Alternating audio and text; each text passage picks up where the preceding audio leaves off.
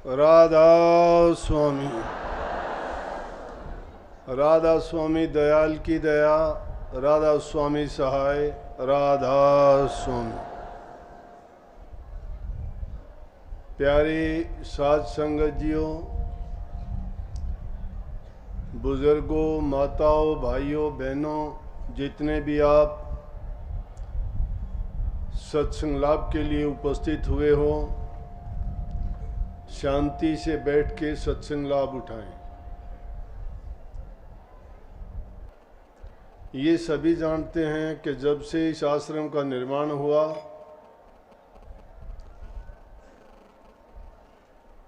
बसंत पंचमी का सत्संग उसी समय से यहाँ पर निर्धारित, निश्चित और हर साल इसी दिन होता है। इस आश्रम का यूं भी महत्व बहुत ज़्यादा हो जाता है कि दिनोद आश्रम बनने के बाद दूसरे नंबर का आश्रम यही बना था। तीसरा इसका महत्व यह है कि ये बहुत बड़ी तपोभूमि है। हजूर महाराज जी पहले 2 महीने का, फिर 1.5 महीने का, फिर 100 महीने का मौन रखते थे और मौन रखने का महत्व भी बताते थे। मौन रखना एक साधना करने के लिए और ज़्यादा समय देने के लिए और दुनियादारी की दूसरी चीज़ों से बचने के लिए एक बहाना था। योद्धा बिना हथियार के नहीं लड़ सकता। जिस प्रकार से योद्धा रण क्षेत्र में जाता है तो दुश्मन के सामने वो हथियार लेके जाता है, लड़ाई उससे करता है। इस जीव की भी लड़ाई इस काल और माया देश में चलती रहती है। इसलिए जो भगवान भक्ति करते हैं, आध्यात्मिक रास्ते पे चलते हैं, उनको कोई ना कोई प्रभु से मिलने का तरीका, उनको याद करने के लिए कोई मंत्र, कोई जाप, कोई नाम या कोई ना कोई स्रोत उसका अपनाना पड़ता है। तो वैसे तो संत मत में मौन को ज़्यादा महत्व नहीं दिया गया। सरल और सीधा मार्ग जो कहा गया उसका मतलब यही है कि ज़रूरत के मुताबिक जिन चीज़ों की आवश्यकता है उन चीज़ों का उपयोग करो, लेकिन उसके साथ साथ जो हमारा मुख्य ध्येय, जिसके कारण हमें मनुष्य का चोला मिला, वो करना कभी ना भूलें। 84 लाख के जीव जितने भी हैं वो भी सभी वही क्रिया, वही काम करते हैं जो हम भी करते हैं। लेकिन इंसान में और दूसरे जीवों में अंतर क्या है कि ये एक ऐसा अवसर आता है जिससे करनी करके, करनी कैसे करेंगे कि गुरु की ज़रूरत पड़ती है। गुरु का काम क्या है? गुरु परमात्मा और रूह के बीच में एक कड़ी का काम करता है। गुरु अगर नहीं होता, परमात्मा का गुणगान नहीं करता, उससे मिलने का रास्ता तरीका नहीं बताता, तो इस जीव को कहीं भी ठिकाना नहीं है, ये नहीं कहीं भी जा सकता या कुछ भी कर सकता। इसलिए गुरु का महत्व ज़्यादा बताया गया। जगह जगह गुरु की जितनी महिमा गाई गई उसका मुख्य कारण भी यही है कि गुरु ना होता तो हमें कौन रास्ता दिखाता। दुनियादारी के काम तो एक दूसरे को देख के भी कर लेंगे, उनसे पूछ के भी कर लेंगे, उनको देख के पूछ के या वो अपने आप भी हमें समझा देंगे। लेकिन जो प्रभु से मिलने का रास्ता वो हर एक के पास उसका तौर तरीका या कोई भी ऐसा उपाय नहीं है कि जीव को समझा सके। लेकिन गुरु सत्य पुरुष का संदेश लेके आते हैं। ये सब संतों ने जितने उनके उपदेश हैं उनमें उन्होंने बयान किया है, खुल्लम खुल्ला बयान किया है। जो समझने वाले हैं वो समझते हैं, कईयों ने स्पष्ट रूप से, कईयों ने उनको थोड़ा दूसरी तरह से बताया है कि वो उस सतपुरुष का संदेश लेके ही इस दुनिया में जीवों को कल्याण का रास्ता बताने के लिए आते हैं। आज का दिन लोग, कोई हरिद्वार जाता है, कोई गंगा सागर जाता है, कोई प्रयागराज जाता है, कोई त्रिवेणी स्नान करता है, कोई जमुना में गोते लगाता है। अच्छी बात है, ये बहुत बड़ी आस्था है हमारे देश में कि उनको पावन भूमि मान के उनमें स्नान करते हैं। पाप नाशनी उनको समझते हैं कि उनमें स्नान करने से हमारे जन्म जन्मांतर के पाप कर्म धुल जाते हैं। ये श्रद्धा और एक विश्वास की बात है कि जिनके दिल में श्रद्धा होती है निश्चित रूप से उनके काम भी होते हैं। परंतु वो भक्ति का ऐसा रास्ता है जो बहुत सुगम, जिसको हम मानते हैं, लेकिन वो हमें क्या है, उस रास्ते पे नहीं ले जा सकते जिस रास्ते को संत मत दिखाता है। सत्संगियों के लिए सबसे बड़ा प्रयाग, सबसे बड़ा तीर्थ, सबसे बड़ा स्नान बसंत पंचमी का है। वो किस लिए कि स्वामी जी महाराज माली के कुल के अवतार पन्नीगढ़ी आगरा में प्रगटे और उन्होंने संत मत खोल के जीवों को बताया। और संत मत में सूरज शब्द का योग, जो इसमें शब्द में लिखा था कि ये सरल मार्ग है, उन्होंने इतना सरल करके बता दिया कि जो पिछले युगों में किन्हीं संतों ने जिसको गुप्त रखा, जीवों को वो रास्ता नहीं बता पाए। हजूर महाराज जी जो स्वामी जी महाराज के गुरमुख शिष्य थे, उन्होंने आग्रह किया। स्वामी जी महाराज की कोई ऐसी इच्छा नहीं थी, वो तो बहुत बहुत दिन तक अपने बंद कमरे में रहते थे, साधना अभ्यास में समय बिताते थे, उनको कोई इन चीज़ों से लेना देना नहीं था। जब कभी थोड़ा समय मिलता, सत्संगी प्रेमी उनको बाहर मिलते तो यदा कदा थोड़ा बहुत उनको उपदेश करते थे। उनमें भी कुछ साधु ही होते थे, आम लोग नहीं थे। लेकिन स्वामी जी महाराज जो मुख्य रूप से उनके गुरमुख शिष्य हुए, ऐसे तो एक समय में बहुत शिष्य होते हैं, लेकिन गुरमुख शिष्य के गुण अलग ही होते हैं। गुरमुख जो होता है वही पंथ को आगे बढ़ाता है, वही उसको अपने गुरु की लाइन को आगे लेके चलता है और उसमें 4 चांद नहीं 1000 चांद लगा देता है। क्योंकि जो मिशन संत लेके आते हैं उसको जो आगे बढ़ाता है वही गुरमुख कहलाता है, जो गुरु की आज्ञा, गुरु की मर्यादा का पालन करते हुए जीवों को उस देश का संदेश देके, उनके पाप कर्मों को मिटा के और सत्य देश को भेजने का इंतजाम करते हैं। हजूर महाराज जी ने आग्रह किया स्वामी जी महाराज से कि जो सत्संग आप फरमाते हैं, जो उपदेश आप कुछ जीवों को देते हैं, अगर ये सत्संग आम जारी कर दिया जाए तो बहुत लोगों को इससे फायदा होगा, जीवों का कल्याण होगा। और उस बात को देखते हुए स्वामी जी महाराज ने उनकी बात को मानते हुए 1861 में ये आम सत्संग बसंत पंचमी के दिन जारी किया। इसलिए ये सबसे महान दिन है हमारे लिए। इसलिए मैं कहता हूँ यही हमारा प्रयागराज है, यही त्रिवेणी का स्नान है, यही गंगा सागर का स्नान है, यही चारों धाम, यही सारे 68 तीर्थ और सब के सब जितने भी पवित्र स्थान हैं, सब की पूजा इसी दिन हो जाती है पूरी। तो ये वो पावन भूमि है जिसपे इतने दिन तक महाराज जी तप करते थे, यहाँ पे रह के मौन करते थे, और मौन जब खोलते थे बसंत पंचमी के दिन मौन खोल के सत्संग फरमाया करते थे। वही परंपरा आज भी यहाँ है। तो इससे पावन भूमि हो ही नहीं सकती। जिस भूमि पर संत पैदा होते हैं, जिस भूमि पर संत रहते चलते फिरते हैं, जहाँ संत अपना कोई भी क्रिया कर्म उपदेश जो भी वो करते हैं, उस जैसी पावन भूमि नहीं हो सकती। हर चीज़ में अपने गुण दोष होते हैं, और जो चीज़ अपने जैसे परमाणु छोड़ती है तो उसके ऊपर वैसा ही आभा मंडल बन जाता है। अच्छी चीज़ के अच्छे होते हैं, इसीलिए ये पावन भूमि अगर नहीं होती, उससे पहले भी यहाँ महापुरुष हुए हैं जिन्होंने सामाजिक कार्य किए, लोगों के कल्याण के, भलाई के, उपकार के, दीन दुखियों की मदद के जो काम किए। दादा उद्यमी राम जी का नाम आपने सुना होगा, इसी गांव से थे।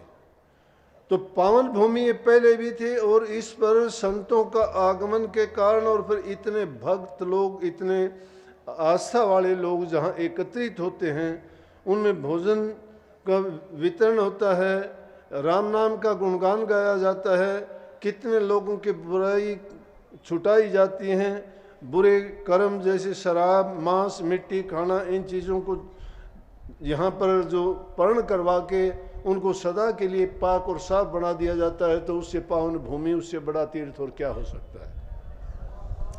तो आज का दिन हमारे लिए बहुत महान दिन है, और इस दिन का महत्व देखो कि बसंत पंचमी ये ऐसा मौसम था।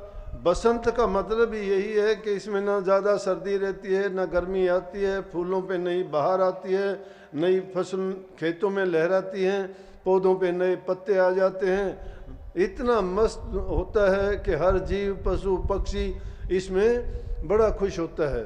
पौधे जो काफ़ी 3-4 महीने से ज़मीन में से अपनी खुराक लेके भी जड़ों में ही रखते हैं, बाहर नहीं रखते, उनके पत्ते तक सब सूख के गिर जाते हैं, लेकिन ये मौसम आने पर वो फिर से लहलाने लगते हैं, हरे भरे फूलों से और फलों से लद जाते हैं। इसलिए इसको बसंत मौसम कहा गया है। तो जीव का बसंत मौसम यही है। ये जीव भी 84 लाख योनि में भटकते भटकते इसको कहाँ मौका मिलता था। ये बेचारा अपने कर्म के बस एक योनि से दूसरी योनि में दुख कष्ट झेलता भुगतता, लेकिन अज्ञान था। जीव के बस की बात नहीं थी, अज्ञान के बस जो करता था, क्योंकि ज्ञान समझ देने वाला कोई भी नहीं था। 84 में इस जीव ने धक्के कोई शौक से नहीं खाए, लेकिन वहाँ नासमझी में, अनजाने में इसके जो कर्म बढ़ते रहे, उस कर्म के फल को भोगने के लिए उसको योनियों में गुजरना पड़ा। उन अनेक योनियों में कभी जल में कभी थल में जाना पड़ा। इन बातों को देखते हुए स्वामी जी महाराज ने इस मत को, जो पिछले युगों में गुप्त रखा संतों ने, कबीर साहब ने भी इसको गुप्त रखा। चारों युगों में आए। कबीर साहब को मालिक के कुल का अवतार कहते, चारों युगों में आए वो, और चारों युगों में आए, लेकिन उससे पहले वो भी नाम को प्रकट नहीं कर पाए। धर्मदास जी एक बहुत धनी आदमी थे, इसीलिए उनका नाम धर्मदास के साथ धनी लगाया। बहुत पैसे वाले थे, बहुत पैसे वाले थे। कबीर साहब ने उनको चेताया तो सारा धन दौलत उन्होंने सब लुटा दिया, और सब लुटाने के बाद भी उसको गुरु नहीं मिला। तो एक दिन बहुत चिंता में थे, कबीर साहब प्रकट हुए और उनको समझाया और बताया। वही धर्मदास कहने लगे कि मुझे आप उस देश का भेद बताओ। कबीर साहब ने उनको भी स्पष्ट रूप से कुछ नहीं कहा, उनको भी इसी तरह से टालते रहे, कहते रहे कि ओम का जाप करो, ओम के जाप करने से आत्मा शुद्ध होती है, यही बड़ा मंत्र है। लेकिन धर्मदास जी इस चीज़ को समझ चुके थे। उनके बार बार सत्संगों को श्रवण करने से वो ये समझ आ चुकी थी कि ये निज नाम नहीं है, ये निज घर का संदेश नहीं दे पाता है। क्योंकि उन्होंने सबसे पहले जब पूछा कि मुझे परमात्मा का भेद बताओ, ऐसा कौन सा मंत्र है जिसको जपने से मैं उसकी प्रभु की प्राप्ति कर सकूं, वो कहने लगे कि ओम नाम जपते रहो। ओम नाम सबसे बड़ा, इससे बड़ा न कोई, जो सुमन करे ओम का तो शुद्ध आत्मा होए। कहने लगे ओम का जाप करो, इससे शुद्ध आत्मा हो जाती है। धर्मदास जी कहने लगे कबीर साहब जी आप धोखा ना करो मेरे से, ओम का जाप करने से शुद्ध आत्मा तो जरूर हो जाएगी, लेकिन मुक्ति तो इसमें भी नहीं बताई। आपने यही कहा है कि ओम नाम सबसे बड़ा, इससे बड़ा ना कोई, जो इसका सुमन करे तो शुद्ध आत्मा होए। कहने लगे शुद्ध आत्मा होती है, मुक्ति नहीं हुई। कबीर साहब ने सोचा कि जिज्ञासु जीव है, ये ऐसे नहीं मानता, लेकिन फिर भी उन्होंने स्पष्ट नहीं कहा, फिर भी टालने की कोशिश कही।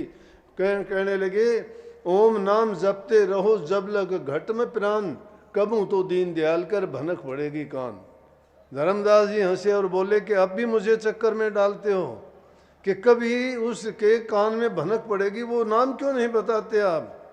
आपने तो यही कहा ना कि ओम नाम जपते रहो जब लग घट में प्राण, और कब हूँ तो दीन दयाल के भनक पड़ेगी, वो दीन दयाल का पता जानना चाहता हूँ, वही पता बताओ। कहने लगे अरे भाई ये कौन युग है, इस युग में अगर मैं खोल के इस बात को बताऊंगा जिस बात को गुप्त रखा गया है तो मेरी भी जान जाएगी और तेरी भी जान जाएगी। क्यों जाएगी कि उस टाइम में मुसलमानों का जोर था और वो लोग हिंदुओं को काफिर कहते थे। उस समय में जो भी संत भगत राम नाम का जाप करने वाले, मंदिरों में पूजा पाठ करने वाले, जितने भी संत महात्मा फकीर हुए, मुसलमान राजा बादशाह होते थे, उनके दरबार में जिसकी भी किसी ने शिकायत कर दी, उन्हीं को उसी टाइम कितने कितने कष्ट दिए गए, कभी दरिया में फेंक दिए गए, कभी हाथियों के सामने पैरों नीचे कुचलने का प्रयास किया गया, कभी कितनी यातनाएं तकलीफ दी गई, जेलों में बंद तक कर दिया गया। उनको इतने कष्ट दिए कि जितने कष्ट तो किसी अपराधी को भी नहीं दिए जाते। लेकिन उस हालत को देखते हुए कबीर साहब कहने लगे मैं तो बहुत भुगत भोगी हूँ, मेरे साथ तो पहले ही बहुत हुआ है, और धर्मदास तो इन बातों को छोड़ क्या लेगा, इन बातों में इसी से काम चला ले। और फिर कहा उन्होंने कि प्रगट कहूँ तो मारियार तुर्कानी का जोर, कि अगर बात को प्रगट करके कहूँगा तो तुर्कों का राज है, प्रगट कहूँ तो मारियार तुर्कानी का जोर। अगर उस बात को प्रकट करके बता दूंगा तो मेरे साथ अच्छा नहीं बीतेगा। क्यों कि मुझे जो है चारों तरफ से घेरे रहते हैं, पकड़ के कर लेंगे। धर्मदास जी कहने लगे कि मुझे आप बता दो जैसे तैसे, ये बात बाहर नहीं जाएगी। तो कहने लगे कि मैं तुझे पर्दे में बताता हूँ। साचा शब्द कबीर का पर्दे ही में जान, उन्होंने कहा उसको कि तेरे को बताता हूँ, मेरा जो साचा शब्द है वो तुझे मैं पर्दे में बता दूंगा, पर्दे में सुन ले। और पर्दे में क्या कि किसी को अगर तूने बताया या ये किसी को पता लग गया तो मेरे साथ भी अच्छा नहीं होगा और तेरे साथ भी अच्छा नहीं होगा। कहने लगे नहीं, तो कहने लगे कि सुन कि कबीर धारा अगम की और सतगुरु दी बता, ताही उल्ट सुमन कर तो स्वामी संग मिला। कि वो धारा अगम की है, उसको उल्टे धारा को अगर उल्टते हो तो राधा बन जाती है। कहते कबीर धारा अगम की और सतगुरु दी बता, ताही उल्ट सुमन कर स्वामी संग मिला। कि इसको उल्ट के स्वामी के संग साथ जोड़ के इसका सुमन कर, वो तुझे निज घर का भेद दे देगी। फिर आगे कह दिया कि लेकिन एक बात सुन ले, धर्मदास तो है लाख दुहाई, सार भेद कहीं बाहर ना जाई। मुंह के ऊपर ताला लगा दिया, प्रगट कहाँ से करते, खुद भी प्रगट नहीं किया और धर्मदास को भी कसम दिला दी कि धर्मदास तो लाख दुहाई, सार भेद बाहर ना जाई, कि सार भेद बाहर नहीं जाना चाहिए। लेकिन स्वामी जी महाराज ने 1861 में जब राधा स्वामी नाम प्रकट करके जीवों को बताया, डंके की चोट से कहा कि वो सरल नाम है और उसका तरीका सुमन भजन और ध्यान का है, प्रेम प्रीत और प्रतीत का रास्ता है। सतनाम सतगुरु और सत्संग के द्वारा उससे मिलेगा। उसके अंदर सेवा प्रेम बंदगी, ये तीन चीज हमारे मत की मुख्य चीजें हैं। अगर जो इन चीज़ों का पालन नहीं करता है तो मैं कहता हूँ कि नाम का कमाई तो क्या, सुमन करना भी उनके लिए दुष्कर है। जो इस नाम का सुमन मात्र भी करता है, जिसकी अलीफ बे पे यहाँ से शुरू होती हैं, जो इन तीनों चीज़ों को नहीं अपनाता है, जिसके अंदर प्रेम नहीं, प्रीत नहीं, प्रतीत नहीं, वो सत्संगी नहीं है। जो न सत्संग को जान, जिसको सतनाम नहीं मिला, सतगुरु भी आपको मिल गया, सतनाम भी आपको मिला और सत्संग भी आपको कितना सुलभ है। ये इसीलिए आम लोगों के लिए सत्संग जारी किया था, इसीलिए कहा भी है सत्संग है क्या, सत्संग सोई जानिए जित एक को नाम बखानिए। सत्संग उसी को कहते हैं जिसमें एक प्रभु की भक्ति का ही जिक्र जहाँ किया जाता है। आप तो सत्संगों का नाम लेते हैं आलोचनाएं होती हैं, बुराइयां होती हैं, किसी के नाम ले लेके पता नहीं क्या क्या लोग बोलते हैं, जिनके पास कुछ कहने के लिए, करने के लिए, सिखाने के लिए नहीं होता है, जीवों को धोखा देते हैं, काट के खूंटे से बांध देते हैं। और इस माया देश में जो खुद डूबे हुए हैं, दूसरों को कहाँ से त्यार देंगे, वो भी डूबे जाते हैं। इसलिए इस नाम की महिमा है, इसलिए इसको जिंदा मत कहते हैं। ये जीव को का मूल चूल परिवर्तन कर देता है, मुख्य रूप से सुधारते हैं। अब ये बहानेबाजी है, कोई करना नहीं चाहता, करते नहीं, इसीलिए कहा ना कि ये करनी का भेद है, नहीं बुद्धि विचार। बुद्धि से काम अगर लेना चाहते हो, झूठी बात है। ये करनी का भेद है। करनी का भेद मतलब करनी जब तक नहीं करोगे आपको कुछ नहीं मिलता। लाख बातें सीखो, लाख ये शब्द भजन गाने सीखो, लाख आपको मान बढ़ाई मिल जाएगी, 4 लोग आपको सलाम करना सीख जाएंगे, लेकिन उस इज्जत का, उस मान का क्या करोगे जो तुम्हें प्रभु से, गुरु से, नाम से बेमुख कर दे। ये गुरुमुखता का रास्ता नहीं, मनमुखता के रास्ते पे चलते हो। अगर सत्संगी हो के भी जिन्होंने नाम लिया है और वो करनी करना नहीं जानता है, गुरु के वचन का पालन नहीं करता है, और वो अगर ध्यान नहीं करता है, तो मैं कहता हूँ उससे घटिया कोई हो नहीं सकता, क्योंकि वो गुरु की मर्यादा को तोड़ता है। गुरु ने जो उसको वो संपत्ति, ऐसी दौलत दी है जिसका कोई मोल तोल इस दुनिया में है ही नहीं, हम उसकी कीमत क्या समझेंगे। अरे और चीज़ों की कीमत मिलती है, ये कोई पंसारी की हाट नहीं है कि हर किसी से वो चीज़ मिल जाए। ये तो ऐसी दौलत है जिसको मिली वो मालो माल हो जाता है, जिसका जन्म मरण से पीछा छूट जाता है, जिसकी पेशी सिर्फ पुरुष के दरबार में ही लगती है, दूसरी जगह उसको कोई बोलने वाला, छेड़ने वाला, करने वाला नहीं है। क्यों इसको सरल और सीधा मार्ग बता दिया गया। इतना सरल मार्ग है, किसी से पूछा ही नहीं जाता कुछ भी। यहाँ कोई भर्ती थोड़े किए जाते हैं कि आओ तुझे भर्ती करेंगे, कि तुझे इतना दौड़ना आना चाहिए, तेरी छाती इतनी चौड़ी होनी चाहिए, तू इतना लंबा होना चाहिए। भक्ति के रास्ते में ना कोई छोटा है, ना बड़ा है, ना गरीब है, ना अमीर है, ना कोई प्रदेश का सवाल है। उसके लिए तो प्रेम होना चाहिए दिल में। लेकिन उस बात को जानते, सरल मार्ग इसलिए भी कह दिया, किसी से ये तक नहीं पूछते कि तू क्या खाता है, क्या पीता है, क्या करता है। पापी से पापी आ जाए, शराबी से शराबी आ जाए, जुआरी आ जाए, मांस मिट्टी खाने वाला आ जाए, दुष्ट आत्मा कैसा भी रोजाना जो जीव हिंसा करता हो वो आ जाए, उनको भी नाम दे के सही रास्ते पे चलाने का ये नाम है। ये उस जीव का कल्याण इसलिए करता है। सरल मार्ग इसलिए कहा गया, सीधा सरल, और इससे ज्यादा जिंदा मत और कोई नहीं हो सकता। जब उनको सीधा रास्ता ये दिखाता है कि तुम इस रास्ते पे चल के अपना जीवन का कल्याण कर सकते हो, कोई पाबंदी नहीं है। स्त्री हो, बच्चा हो, जवान हो, बूढ़ा हो, बीमारी हो, उसमें रोग हो, तकलीफ हो, कोई नहीं। कुछ एक तो ऐसी चीजें हैं जो उनमें ना होने के कारण उनको इनकार किया जाता है।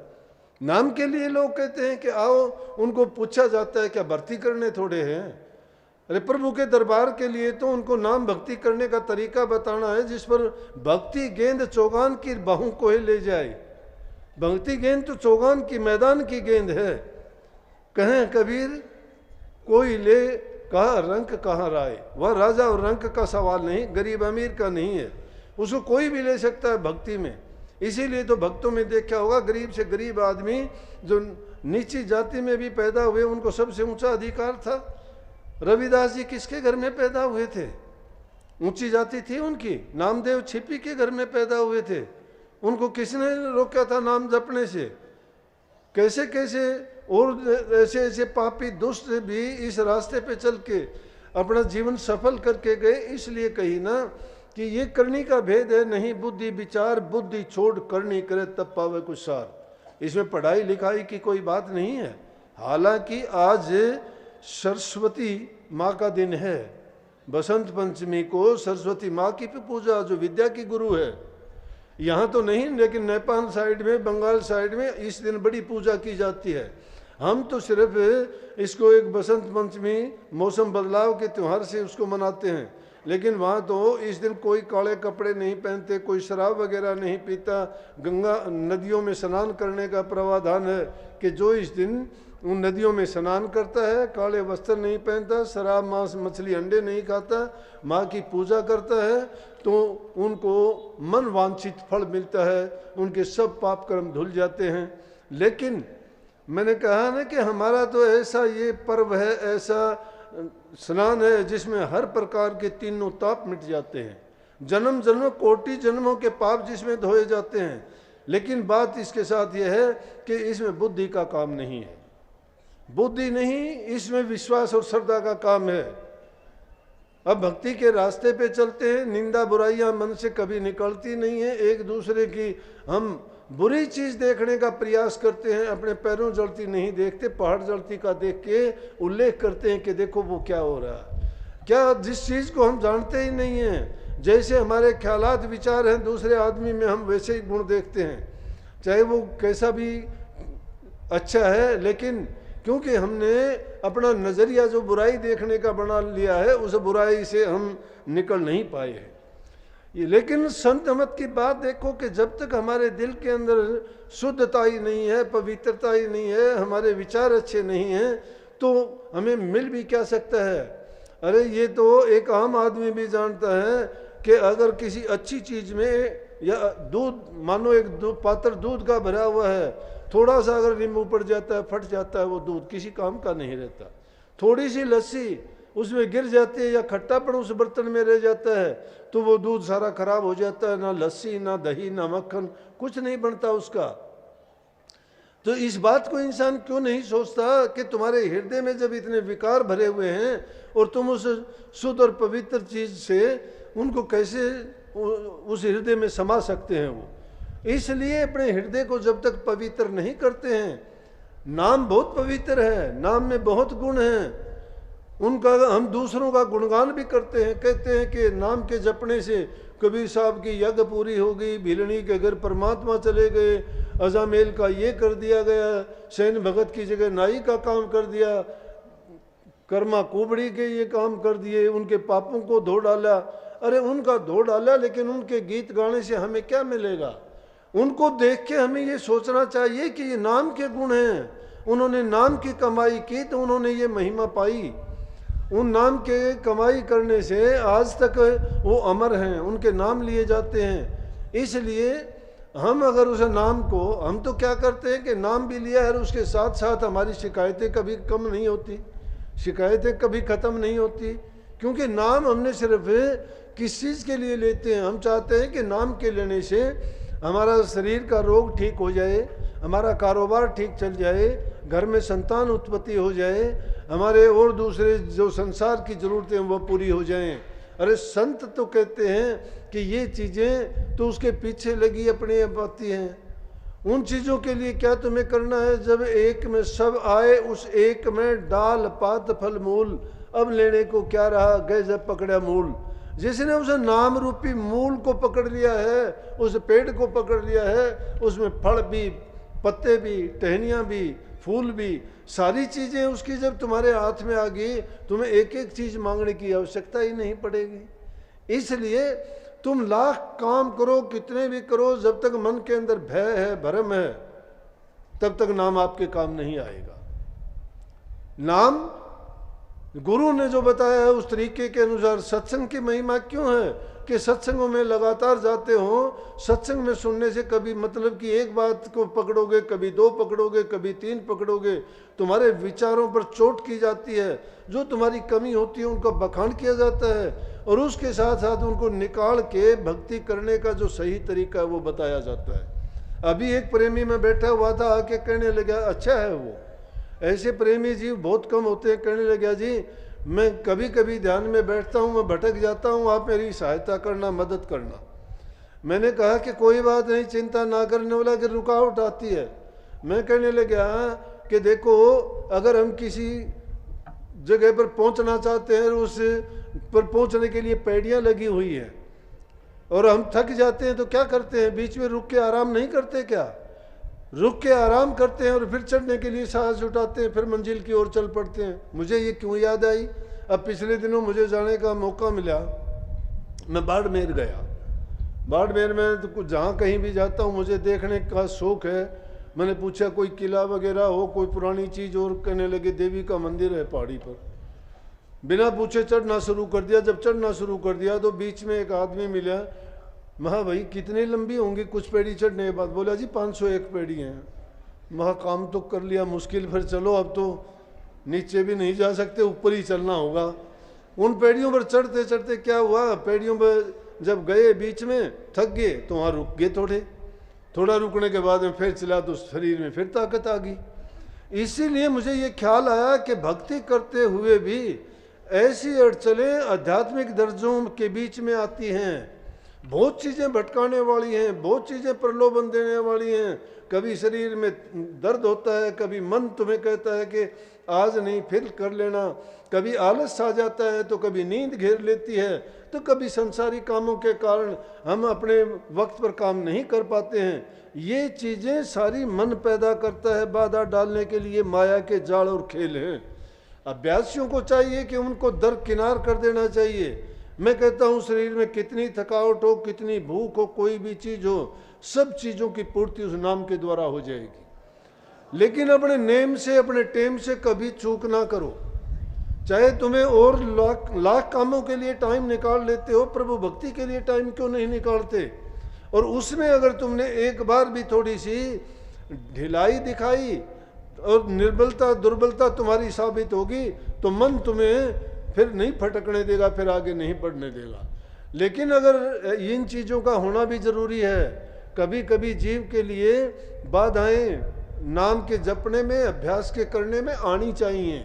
जब वो बाधाएं आती हैं तो उसको दुख होता है कि पहले ये होता था अब क्यों नहीं होता। जब उसको ऐसा होता है तो उसकी लगन बहुत ज़्यादा लगती है। कुछ लोग ऐसे होते हैं कि जो बेचारे बैठते हैं सुमरण के लिए, ध्यान के लिए, उनको पता नहीं होता, ध्यान भी करते हैं तो फिर क्या होता है कि उनका मन नहीं लगता। मन नहीं लगता तो वो उठ लेते हैं, कहते हैं कि मन लगता ही नहीं है। लेकिन मन जब हट करता है तो तुम भी मन के साथ हट किया करो।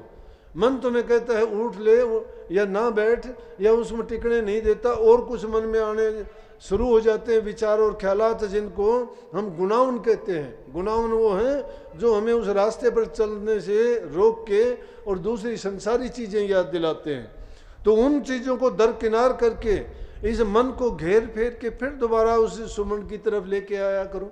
या कुछ लोग ये कह देते हैं कि जी बैठता ध्यान में हूँ, लेकिन उसके बाद में पता नहीं नींद आ जाती है या ध्यान होता है या क्या होता है, फिर उठता हूँ तो मैं सोचता हूँ कि तेरी कि मुझे तो नींद आ गई। मैं कहता हूँ ये चिंता करने की ज़रूरत नहीं। जब नाम के अभ्यास के लिए तुम बैठ जाते हो और तुम्हें नींद आ जाती है, तुम्हारा सारा समय वो ध्यान में गुजरता है। जब भी जो इंसान ये सोचता है मैं कुछ नहीं करता हूँ, इसका मतलब वो सब कुछ करता है, क्योंकि उसको पश्चाताप है कि मुझे जो करना चाहिए वो नहीं करता। क्या नहीं करता कि मैं नाम नहीं जपता, मैं गुरु का चोर हूँ, नाम का चोर हूँ, मैं अपने मन के कहे में चलता हूँ, मैं मनमुख हूँ, गुरुमुख नहीं हूँ। ये बातें जब उसके मन में आती हैं तो समझो कि उसकी तो लो तो नाम की तरफ ही लगी हुई है। वो तो अब भी अपने मन को हराने की कोशिश करता है, अब भी उसने गुरु को, नाम को, उन चीज़ों को ही सन्मुख रखा हुआ है। वो चीज़ें उसको पश्चाताप है। जिसको मन में ऐसा पश्चाताप आता है समझो उसको सच्ची लगन लगी हुई है। और जब लगन जिसको लग जाती है तो वो निश्चित रूप से अपनी मंजिल को जरूर पाता है, उसको रोकने वाला टोकने वाला कोई नहीं होता। तो ये चिंता ना किया करो। और ध्यान में बैठते हो, आलस आता है, निद्रा आ जाती है, निद्रा नहीं है वो। ध्यान के भी अलग तरीके हैं। जब भी उठोगे तुम्हें पता ही नहीं होगा कि तुम्हें पता नहीं था कि नींद थी, तुम्हें पता नहीं ध्यान था, तुम्हें पता नहीं सपन था, तुम्हें पता नहीं जागृत अवस्था थी। अरे जीव की तो 3 अवस्था है, जागृत है, सपन है, सुषुप्ति है। और तुम्हें उसमें किसी भी अवस्था का पता ही नहीं है क्या अवस्था रही तुम्हारी उस टाइम में। इसका मतलब है कि तुम्हारी वो सुन समाधि थी, क्योंकि तुम जिस मकसद को लेके बैठे थे उसी मकसद में तुम चित्त हो गए, सुन हो गए। तुम उसी में सुन हो जाना ही नाम में हो गए, उसमें लय हो गए। जब नाम में तुम इतने ओत पोत हो जाते हो तो ये धोखा करने की जरूरत, मन में धोखा देने की या ये करने की ज़रूरत नहीं है कि भ्रम करने की कि मैं कुछ नहीं कर पाया। अच्छी चीज़ है, पश्चाताप रहता है उसके पीछे। जितना पश्चाताप रहेगा आपको आगे बढ़ने के लिए कहेगा। लेकिन इनके साथ साथ अपने नियमों को, जो हमारे इस मत को चलाने वाले स्वामी जी महाराज थे, सूरज शब्द योग को इतना सरल करके बताया, लेकिन उनके साथ जो नियम बताए उनका भी पालन करो। बसंत पंचमी का मतलब यह है कि इस बसंत ऋतु तो क्या ये मनुष्य का शरीर मानो, और पंचमी जो 5 चोर हैं उनको हराने का प्रयास करो। इंसान को वही भटकाते हैं, वो मन के एजेंट बन के काम करते हैं। किसी को काम लूटता है, किसी को क्रोध लूटता है, किसी को लोभ लूटता है, तो किसी को मोह लूट लेता है। और सबसे बड़ा दुश्मन इस जीव के लिए अहंकार है। अहंकार किसी भी चीज का होता है, किसी को धन का होता है, किसी को बल का होता है, किसी को पद का होता है, किसी को कुल का होता है, किसी को ऊंची जाति का होता है। इसीलिए सतगुरु के सामने जाके बलिहार जाना। क्यों कहीं कबीर साहब ने बलिहारी गुरुदेव की जिन दिया भरम गढ़ तोड़। अरे उस गुरु के बलिहार जाओ, उस गुरु के सामने अपने सब बलों को हार जाओ। ना धन का बल, ना जाति का बल, ना शरीर का बल, ना मन का बल, ना बुद्धि बल। इन बुद्धि बलों को, मन बलों को, धन बल को, इनको सब बलों को गुरु के सामने जाके अपने आप को कंप्लीट सरेंडर कर दो, समर्पण कर दो गुरु के। गुरु के समर्पण करने का मतलब बताया तो जाता है कि गुरु के जब समर्पण होते हो तो तुम्हारा तन, तुम्हारा मन, तुम्हारा धन तुम्हारा नहीं है। इन सारी चीजों को गुरु की आज्ञा के बिना अगर तुम बरतते हो, करते हो, तो वो नादानी है तुम्हारी। उन चीजों को करने के लिए गुरु की आज्ञा जरूरी है। गुरु के सलाह और मशवरा करके उन चीज़ों का अगर प्रयोग करते हो तो तुम्हें कभी भी उसका दुख नहीं होगा, तुम्हें तकलीफ नहीं होगी, तुम्हें भटको नहीं गे, अपने रास्ते पे रहोगे। और धीरे धीरे करके तुम अपनी जिस रास्ते पे चले हो उसमें बढ़ते ही चले जाओगे, बढ़ते ही अच्छे आगे से आगे बेहतर होते चले जाओगे। लेकिन कम से कम आदत डालो। मुझे दुख होता है इस बात का कि इन चीज़ों को तो बाहरी चीज़ें जो संसारी चीज़ें खूब मानते हो, और इस युग में ये चीज़ है भी आवश्यक कि जब इतनी बुराइयों को आपने त्याग दिया कि देखते हैं खुशी होती है इतनी संगत में कि लाखों लोग जिन्होंने हुक्का बीड़ी का त्याग कर दिया, शराब कबाब तो दूसरी चीज़ें हैं, इन बुराइयों को तो आपने त्याग दिया। लेकिन छोटी मोटी जो और बुराइयां हैं उनको भी अगर त्याग दो और सिर्फ नाम का सुमन मात्र कर लो तो भी तुम्हारा कल्याण है। इस युग में नाम का, कलयुग केवल नाम आधारा, सुमर सुमर नर हो गए पारा। कलयुग केवल नाम का ही आधार है, और दूसरे जितने भी साधन हैं जीव करते हैं, भटक जाता है जीव। सत्संगियों के लिए मैं बताऊं कि है तो ये कि जिन्होंने सतगुरु को पहचान लिया, जिसको सत्य ज्ञान मिल गया, जिसको ये पता है कि और चीज़ें दुनिया के आडंबर हैं, ये लौकिक भक्तियां हैं, जीव का कल्याण नहीं कर सकती। इस लोक में तो उनको मान बढ़ाई सम्मान कुछ मिल जाएगा, लेकिन जीव के बेहतरी का काम नहीं है उनमें। जीव का कल्याण अगर चाहते हो तो उसके लिए तो सूरज शब्द का योग है, अंदर में जाना ही पड़ेगा। अंदर में जो छिपे हुए चोर हैं उनको निकालना पड़ेगा। वो चोर इसमें छिपे हुए हैं, जब तक वो नहीं निकलते हैं तब तक उत्पात करते रहेंगे। वो सिर्फ दबे हैं, मारे नहीं गए हैं। इसलिए जरूरी है कि हर समय नाम का सुमन और गुरु को सन्मुख रख के जो भी सेवक शिष्य काम करता है और हर पल गुरु को याद रखता है तो वो उस काल के बहकावे में नहीं आता। छोटी छोटी बात भी बहका देती हैं। ये चीज़ें हमें समझाने के लिए बहुत काफ़ी हैं। राजा परीक्षित को श्राप मिला था कि तुझे सांप डस के खाएगा, तेरा अंत हो जाएगा। सुखदेव मुनि जो गर्भ से त्यागी थे, वो राजा परीक्षित को कथा सुनाने के लिए आए और 6 दिन उनको कथा सुनाते हुए हो गए, लेकिन राजा परीक्षित का डर नहीं निकला। मौत से वैसे ही डरते रहे, दिल का भरम नहीं निकला। सुखदेव मुनि ने पूरे अपने जोर शोर से 6 दिन तक पूरी कथा सुना सुना के उनके अज्ञान का नाश करना चाहा और उनको ये बताना चाहा कि जीव का आखिरकार ये इस काल देश में ही बंधा हुआ है और इस काल देश से ये निकल जाए इसके लिए उतना ही अच्छा है। इसलिए उसके कल्याण के लिए रोजाना उनको नई से नई चीज़ें रूह के कल्याण के लिए बताई, लेकिन नहीं समझ में आई।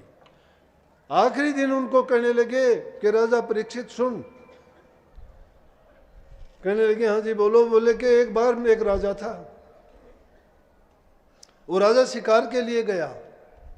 शिकार के लिए गया तो जंगल में जाके रास्ता भटक गया। राजा परीक्षित बड़े गौर से सुनता रहा। बोला हाँ जी। बोला कि जब रास्ता भटक गया तो उसको कहीं कुछ दिखाई नहीं दिया, एक झोंपड़ा दिखाई दिया, उस झोंपड़े में गया। झोंपड़े में जाके देखा तो एक बहेलिया जो बीमार हालत में था वो उसमें बैठा हुआ, और उसमें बैठा हुआ एक तरफ उसने अपना पखाना करने की भी जगह उसी में कर रखी, उसी में बैठा है, उसी में पखाना करता है और उसी में बैठे बैठे वो रहता है। और वहाँ जाके राजा उससे कहता है कि मुझे रात गुजारनी है यहाँ पे। वो बहेलिया कहता है उसको, नहीं, यहाँ रात नहीं गुजारने दूंगा तुझे, मैं बहुत लोगों को इस तरह से पनाह देता आया हूँ, बहुत लोग मेरे पास आते रहे हैं इस तरह से और उनको मैंने पनाह दी, लेकिन रात बिताने के लिए मांगते हैं लेकिन सुबह को यहाँ से निकलना ही नहीं चाहते। गंदी कोठड़ी है जिसके ऊपर मांस रखा हुआ है, अंदर में टट्टी पखाना उसमें है, बदबू मारती है। बोला कि उससे निकलना नहीं चाहते हैं। बोला कि मैं आपको नहीं रहने दूंगा। वो कहने लगा कि मैं वादा करता हूँ कि सुबह को यहाँ से चला जाऊँगा। बोला सब ऐसे ही करते हैं लेकिन सुबह जाने के लिए तैयार नहीं होते। लेकिन जब उसने ज़्यादा आग्रह किया तो उसने इजाज़त दे दी कि चलो रहो। बोले अगले दिन सुबह उठा तो राजा ने भी वही किया, उससे कहने लगा मैं तो यहीं रहना चाहता हूँ, मैं नहीं छोड़ना चाहता, मेरा मन लग गया इसमें। बोला कि बोल राजा परीक्षित। बोला वो क्या राजा था, बेवकूफ़ था वो तो। बोला कैसे? बोला उस गंदखाने में क्यों रहना चाहता था? टूटी फूटी झोंपड़ी है, उसमें गंदखाना एक तरफ है, ऊपर उसमें मांस है, और फिर उसमें क्यों रहना चाहता? और राजा बादशाह ऐसा आराम की जगह रहने वाला, और वहाँ पे उसने क्यों ऐसा किया? ये उसकी जिद नाकाम थी। बोला कि लेकिन वो राजा कौन था? सुखदेव मुनि जी से कहने लगे। बोला कि वो राजा तू है। बोला मैं कैसे हूँ? बोला इंसान और है क्या? इंसान है क्या? सब इंसान इस गंदी कोठरी में यूं ही रहना चाहते हैं, इसको छोड़ना नहीं चाहते। तू भी शरीर से बाहर नहीं जाना चाहता जबकि तेरा दिन आखिरी वक्त आ चुका है, और तू कहता है कि मैं शरीर को, ये हार्ट का पिंजरा इसमें है क्या? ये रूह बेचारी कैद है, इसी में गंद खाना भरा है, इसमें मांस मिट्टी ऊपर रखी हुई है, झोंपड़ा है ये। इस झोंपड़े को तो आग ही लगानी पड़ती है, लेकिन रूह तो यहाँ कैद है इसमें। और ये बात सुनी राजा परीक्षित का भरम जाता रहा, और वो 7वें दिन तैयार हो गया कि अब मैं निर्भय हूँ, अब मुझे कोई परवाह नहीं, अब मैं इस दुनिया को छोड़ देना चाहता हूँ कि वाकई में ये रूह इस दुनिया में दुखी है, कैद है। ये तो जिस प्रकार से दूसरी योनियों में, गंदी योनियों में जीव रहते रहते उसको ये उस योनि का ये आनंद और मज़ा आना शुरू हो गया, वो उसको छोड़ना भी नहीं चाहता है किसी भी हालत में। लेकिन ये मनुष्य का शरीर जो मिला है, इसमें ज्ञान, समझ, विवेक है, इसको ये पता होना चाहिए हम सबसे उत्तम हैं। मनुष्य, परमात्मा ने दूसरा दर्जा खुद के बाद में इंसान को ही दिया है, और उसको इसीलिए दिया है कि ताकि, क्योंकि उसका ये वादा था कि जीवों को कोई वो खुल के ना बताएं कि वो क्यों ऐसे आए और क्यों यहाँ से जाएं। लेकिन इन पर दया करके उन्होंने संतों को इसलिए भेजा कि उनकी भेजी हुई रूहों को यहाँ बड़ा कष्ट और दुख होता है, लेकिन हम यहाँ रहते रहते ऐसे सह गए कि हम इसी को सत्य मान के इसी में रहना और इसी में जीना चाहते हैं। इस रूह को जो दुख है उसको नहीं मानते, शरीर के सुखों के लिए हर काम करते हैं। लेकिन संतों ने जो नाम की बख्शिश की है, संत जो इस जीव को देते हैं, वो नाम का हीरा है, वो अमृत का प्याला है, वो इसको अमर बना देता है, सब रोगों से मुक्त कर देता है, जन्म मरण से छुटा देता है, शरीर से, मन से, आत्मिक से, तीनों दर्जों से ऊपर उठा के जो चौथा पद उसमें पहुंचा देता है। इसीलिए कही कि कलयुग में स्वामी दया बिचारी, प्रगट करके शब्द पुकारी, तीन छोड़ चौथा पद दीना, सत नाम सतगुरु का चीना। चौथा पद दिया है हमें, तीन पदों को छोड़ के, मन से, रूह से और आत्मा, तीनों मंडलों से ऊपर उठ के जो संतों का देश है, जो रूहानी रूह का देश है, उस देश में पहुंचने के लिए संतों ने सूरज शब्द का योग उन्होंने बताया। इसलिए कहता हूं कि आप चाहे सारे कामों को भूल जाया करो, लेकिन नाम सुमन कभी ना भूलो, जिसमें कुछ नहीं लगता, चलते फिरते भी कर सकते हो, बैठते हो, कुछ दिन की जरूरत है, कुछ समय के लिए सुमन भी आप कर लोगे, जिस दिन भी नहीं कर पाओगे आपको इतना बुरा लगेगा, इतना मोटा धोखा आपके मन में आएगा कि मैंने बहुत बड़ा अपराध कर दिया। जब ऐसा आपको महसूस होने लगे तो समझो कि आप भक्ति के रास्ते पर सही चले हुए हो, आप जो करते हो वो आपका रास्ता भी सही है और आप गुरु के बताए नियम की पालना करते हो। जब ऐसा आप करोगे तो सब मन के विकार भी जाते जाएंगे और धीरे धीरे करके नाम अंदर में जब समाता चला जाएगा, बुराइयां भी निकलती चली जाएंगी। हम दूसरों की बुराई देखते हैं, दोष पराए देख के चले हसंत हसंत, अपना याद न आमिरता का आद न अंत। अरे दूसरे के दोष देख के तो हम हंसते हैं, अपने दोषों को निकालने का कभी प्रयास नहीं करते। दूसरे के दोषों को क्यों देख के पाप उनका अपने सिर पे लेते हो? अगर दोष देखते हो तो अपने गिनती किया करो, अपने देखा करो, रोजाना अपना सोच किया करो कि हमने कितनी गलतियां की हैं, कितनी झूठ बोली हैं, कितने पाप कर्म किए हैं, कितने दूसरे के बारे में गलत ख्याल उठाए हैं मन में। और जब उन चीज़ों से तुम्हारा लेना देना नहीं, तुम्हें कुछ मिलना भी नहीं है, तुम्हें अगर मिलेगा तो बुरे ख्यालात अपने बारे में उठाओगे तो तुम्हारे सुधार के लिए होंगे वो। अगर अच्छे ख्याल उठाओगे तो तुम जो सुधरे हुए हो उसको और ऊपर उठाने की होगी। अगर नाम के लिए, सुमरण के लिए तुम ख्याल करोगे तो तुम्हें और ज़्यादा पवित्र और ऊंचे दर्जों में आप पहुंचते हुए देर नहीं लगेगी। इसलिए उन बुराइयों को क्यों अपने सिर ओढ़ते हैं? अब आदमी बैठा दलदल में है, पहाड़ पर चढ़ने की कोशिश करता है, कैसे हो सकता है ये? इसलिए अपने आप को अगर तुम पाक साफ और पवित्र बनाना चाहते हो और उस प्रभु के नाम की मौज को लूटना चाहते हो तो उस नाम को अपने हृदय में बसा लो। एक पल के लिए भी कभी ना भूलो। अगर उसको भूलते हो तो उसी टाइम पर अपने आप को लानत दो, किसी से को कहने की जरूरत नहीं पड़नी चाहिए। अगर अपने आप को सजा देनी सीखो, अगर एक दिन भी नाम को भूलते हो तो अपने आप को कहा करो कि आज तुझे खाना भी नहीं मिलेगा, आज दूसरे काम जो करता है उनको भी उनसे वंचित कर दो, उसको पता लगेगा। अरे महात्माओं ने इस मन को डांटने के लिए, उन बुराइयों को निकालने के लिए और मन को नाम की तरफ आगे ले जाने के लिए इस मन के साथ झगड़ा करते रहे और उसको सुधार के लिए उन्होंने अनेकों विधियां अपनाई। और वो विधि संत हमें सत्संग के द्वारा बिल्कुल सरल रूप से समझा देते हैं।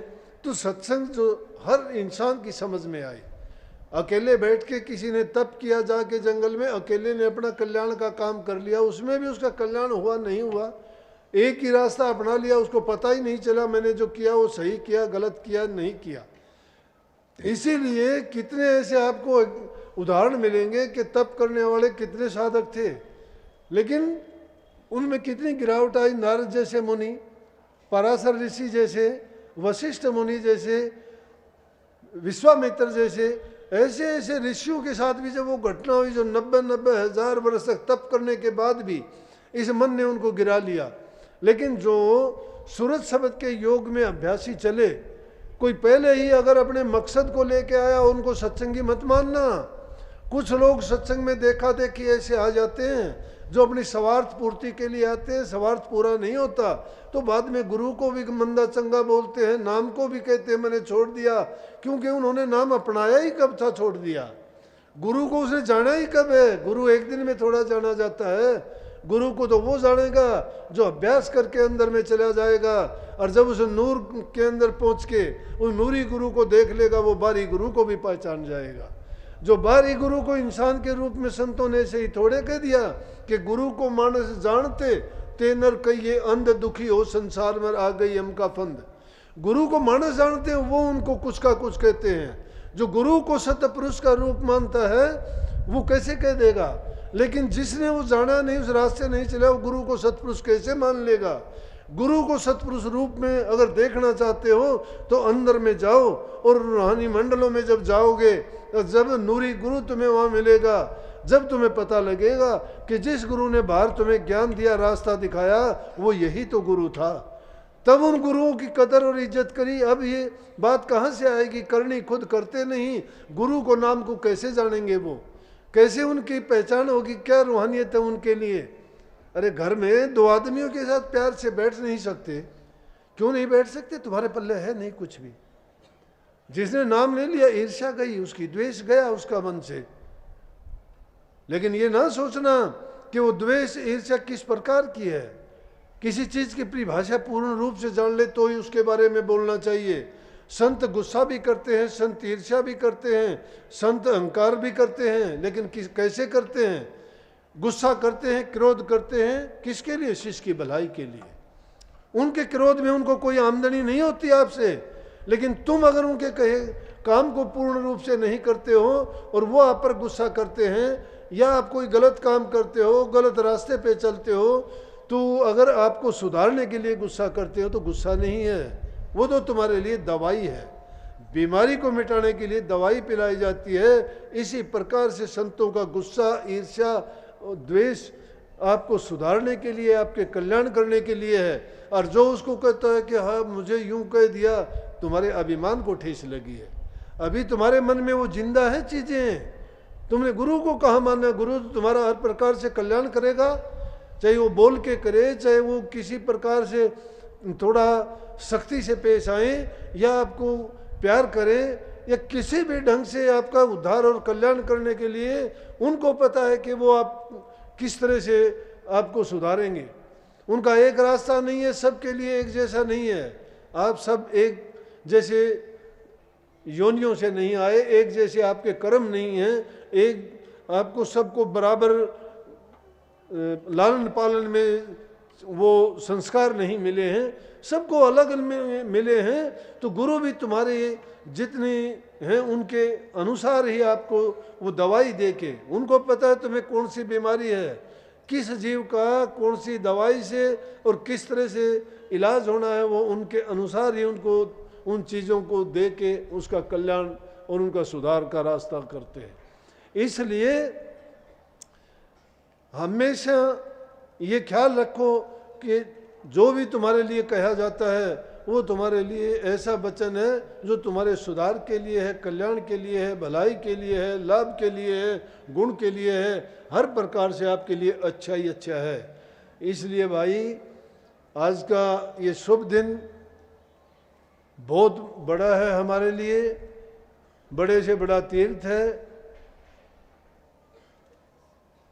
तो संकल्प लेके जाओ आप कि जो हम अभी तक उस रास्ते पे नहीं चले, सुमन नहीं करते, ध्यान नहीं करते, भजन नहीं करते, करते हैं तो थोड़ा टाइम था, ज़्यादा टाइम बढ़ाओ।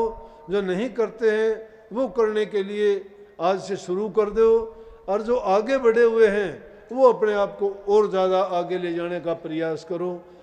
सतगुरु मालिक आप पर कृपा करेंगे। जो इंसान खुद अपनी मदद करता है, सतगुरु हमेशा उसके अंग संग रह के उसकी मदद किया करते हैं।